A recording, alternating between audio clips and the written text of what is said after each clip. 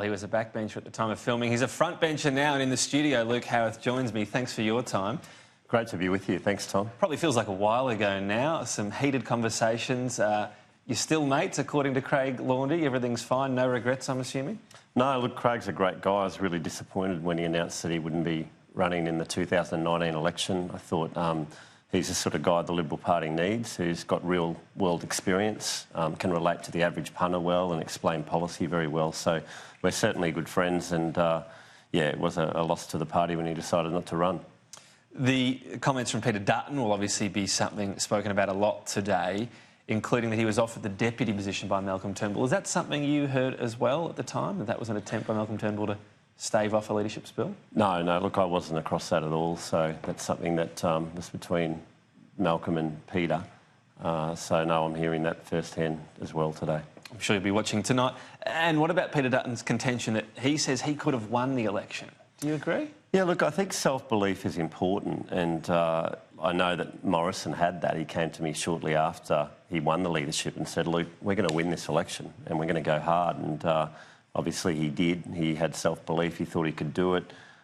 It's all hearsay, I guess, because Peter Dutton wasn't elected leader, but...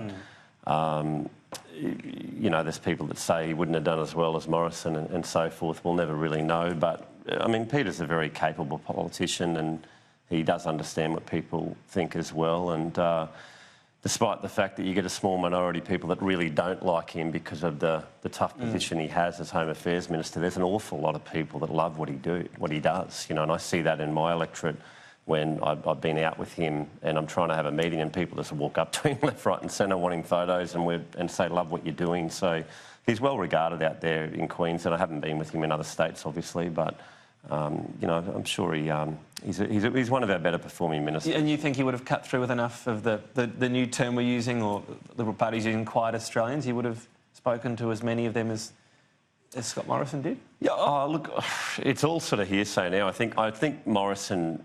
for the time, was probably the right choice in the end, given that it would have been seen Peter was challenging Turnbull at the time, which might have went against us a little bit at the time, but it wasn't the case. I mean, Malcolm obviously called the leadership spill, as your program tonight will show. But, yeah, look, you know, it's all hearsay. Morrison did a fantastic job, and Peter and I and everyone else on the team is right behind him.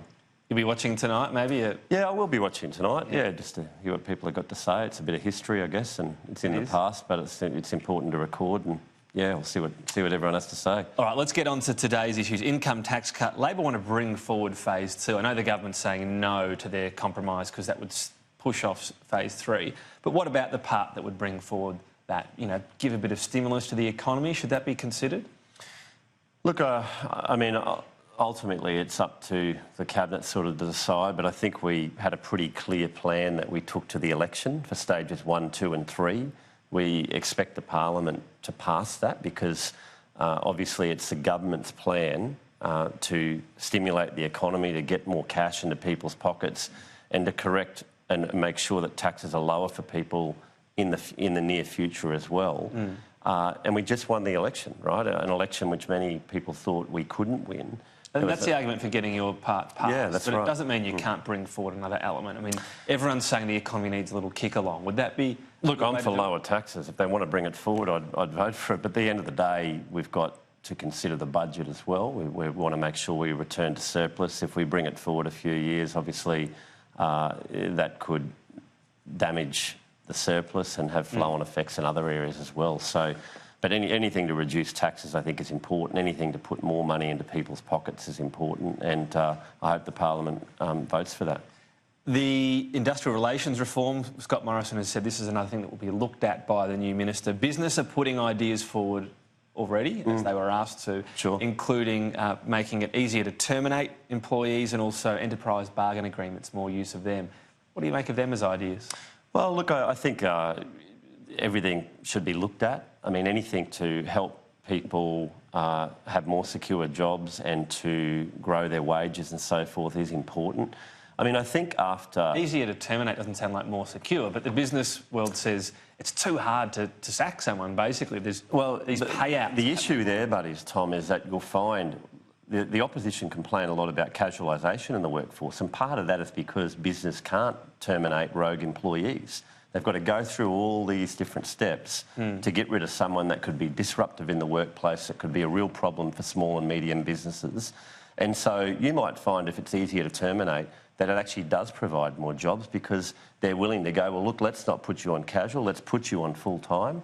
Most people will benefit. The rogue employees that are rat bags can be sacked easier, because at the moment it's very difficult. So business says, well, look, if I can't sack anyone, let's make them all casual.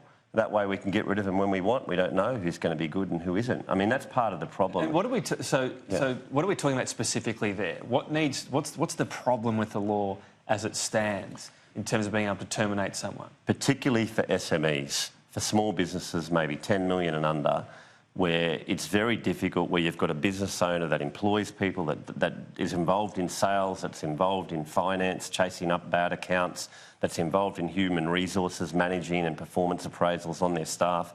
The business owner does a lot. And if they've got a rogue employee that is rude to customers, that is disruptive in the workplace, that turns up repeatedly late, that, you know, has been, that perhaps could be have other issues. Yep. You know, the issue is business owners don't often have time to go through 3 or 4 steps over a 6-month period. Or is it a particular impediment within, you know, something that's hard to prove? What needs to be removed? I think it's the number of steps. And also the Fair Work Commission, what I hear, often goes with the employee. So if anything goes before the Fair Work Commission, a lot of the time business owners tell me that it always favours the employee and not the employer, who's just trying to do the right thing and employing people. Right. And so that's why they go, well, look, let's put them on casual. If it was a little bit easier for those smaller businesses, under 10 million, those small family and medium businesses, you might find there's a lot more people getting employed. So change the weighting in terms of that, where the decision falls? I think so. It should be looked at. I'm in favour of it being looked at if it's going to help more people with more secure work. And most of this insecure work and low wages growth has happened since Labor brought in the Fair Work Commission in 2007 after Howard went. You've seen that's when it's all started to change. It's a tough headline sometimes for the coalition, isn't it? Make it easier to sack workers. How do you win that argument? Well, you know, as a small business owner myself previously, you've got to understand that workers are an integral part of the business. Without workers, you have no business. So businesses don't want to sack people just for the sake of sacking them. It costs time and money to train them. The last thing a business owner wants to do is sack someone after investing so much time in there. So the raw politics of it from Labor and the unions might be, oh, well, they just want to sack people. At the end of the day, it's about making, you know, jobs more secure, believe it or not. And I think those smaller businesses should have a right to terminate if you've got a rogue and disruptive employee. Luke Howarth, appreciate your time and enjoy the documentary tonight. Thank you.